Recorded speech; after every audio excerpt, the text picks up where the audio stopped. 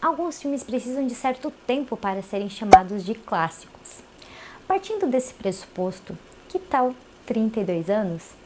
Talvez seja um número seguro para apontar grandes obras do cinema. Afinal, se uma obra sobrevive à mudança de século, enfrentando diferenças estéticas e até a morte das locadoras, por que não seria merecedora da eternidade? Todo esse floreio que eu fiz aqui foi dito para chegar numa conclusão, que 1989 foi um grande ano para o cinema. E foi o ano que essa cinéfila aqui que vos fala chegou ao mundo.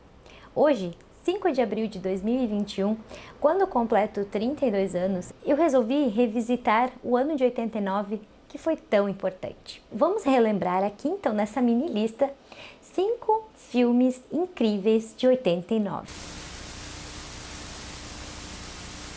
No nosso quinto lugar, a gente tem o filme de Spike Lee chamado Faça a Coisa Certa. O filme basicamente conta a história de Sol, um ítalo-americano que é dono de uma pizzaria em Belfort, no Brooklyn. Com predominância de negros e latinos, é uma das áreas mais pobres de Nova York. Sol decora seu estabelecimento com fotografias de ídolos ítalo-americanos, e esse é um fato que desagrada um pouco a sua freguesia. No dia mais quente do ano, bugging out, o ativista local vai até lá para comer uma fatia de pizza e reclama porque não existem negros na parede da fama.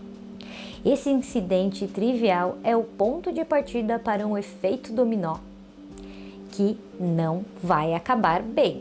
A gente teve algumas mudanças no mundo desde o lançamento dessa obra em 89, que para mim é uma obra-prima de Spike Lee.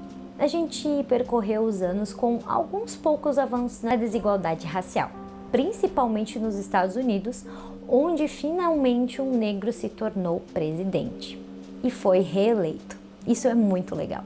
Mas, infelizmente, o racismo ainda parece perseguir as relações em sociedades desiguais, assim como o filme de 89. 32 anos depois, o desfecho da história ainda choca pela brutalidade e parece provar por A mais B que rebelar-se é sim fazer a coisa certa. É um grandioso filme que, se você não conhece, por favor, assista. Eu recomendo muito. No nosso quarto lugar, a gente tem um filme que eu amo, que é A Sociedade dos Poetas Mortos, de Peter Weir. Em 1959, na Welton Academy, um ex-aluno, interpretado por Robin Williams, se torna um novo professor de literatura, mas logo seus métodos de incentivar os alunos a pensarem por si mesmos criam um grande choque com a ortodoxa direção do colégio, principalmente quando ele fala aos seus alunos sobre a Sociedade dos Poetas Mortos. John Keane é um dos personagens mais apaixonantes da carreira de Robin Williams, sem sombra de dúvida. E ele mostra, nesse filme que ele tem uma forma nada ortodoxa de ensinar. Ele inspirou uma geração de jovens cansados da escola e da universidade. O filme conta uma história importante e ainda gera uma atual discussão sobre a depressão relacionada à pressão universitária no início da vida adulta.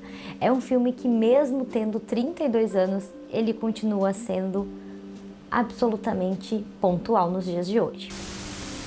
No nosso terceiro lugar, a gente tem o filme Batman de Tim Burton, que para mim é um dos melhores Batman já feito. Gotham City, o milionário Bruce Wayne, interpretado por Michael Keaton, que quando jovem teve os pais assassinados por bandidos, resolve combater o crime como Batman, o Homem-Morcego.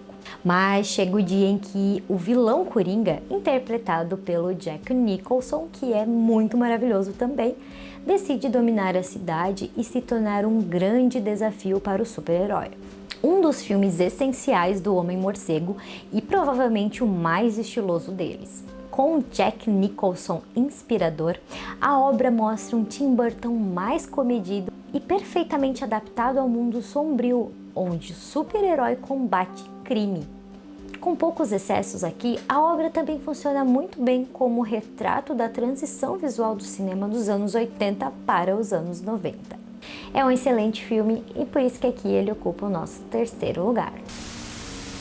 No nosso segundo lugar, tem um filme que eu gosto demais, que é o Drugstore Cowboy, de Gus Van Sant, que é um diretor muito assertivo e bem alternativo. 1970, Portland, Oregon. Bob é companheiro de Diane. Eles lideram uma gangue de viciados em drogas que se mantém assaltando farmácias. Esteticamente, o filme é belíssimo e antecipou parte do estilo adotado pelos jovens na década seguinte. No campo artístico, podemos dizer que o filme, mostrando vícios do casal, abriu caminho para sucessos como Transporting e Requiem para um Sonho. E no nosso primeiro lugar, a gente tem um filme de Woody Allen, que é uma das obras que eu mais gosto dele, que é Crimes e Pecados. Duas histórias seguem paralelamente. Na primeira, um oftalmologista de sucesso se depara com o fim do seu casamento e da carreira, pois sua amante, cansada da situação, ameaça revelar o caso e também os atos ilícitos cometidos por ele na medicina. Ele decide então nada mais nada menos do que mandar matá-la. Na outra história, um produtor de documentários, interpretado por Woody Allen aqui, ele é casado, mas ama outra mulher, que no entanto prefere um outro produtor. Apenas na cena final das histórias, elas se encontram, enfim. O filme se destaca pelo cinismo e quase pelo total descumprimento com as consequências dos seus personagens. Anos depois, o diretor repetiria basicamente essa fórmula de sucesso em Match Point, demonstrando não ter o menor constrangimento em se repetir. E essa questão de ter duas histórias que se interligam no final é uma coisa que eu gosto muito, que a gente vê em alguns filmes como Crash no Limite e a trilogia de Alejandro González Iñárritu, que eu ainda vou fazer um especial dele aqui no canal. Então, gente, essa foi a minha lista especial de aniversário. É um vídeo a mais no canal essa semana e eu espero que vocês assistam essas obras que são importantes para o cinema e foram feitas no ano que eu nasci. Achei bem pontual trazê-las aqui para vocês. Então, obrigada a você que viu até aqui, você que ouviu até aqui, lembrando que o nosso podcast tem alguns lançamentos antes dos vídeos e também conteúdos exclusivos. Obrigada e nos vemos na próxima fita.